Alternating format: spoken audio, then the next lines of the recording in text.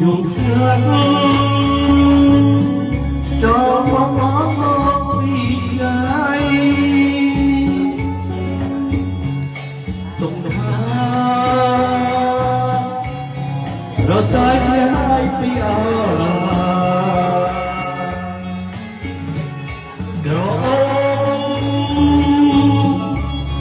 Kau vẫn chuông đi xa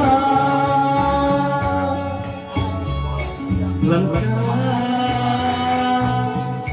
đại quốc ý một chi dù đây lời mà chắc hôm nay đây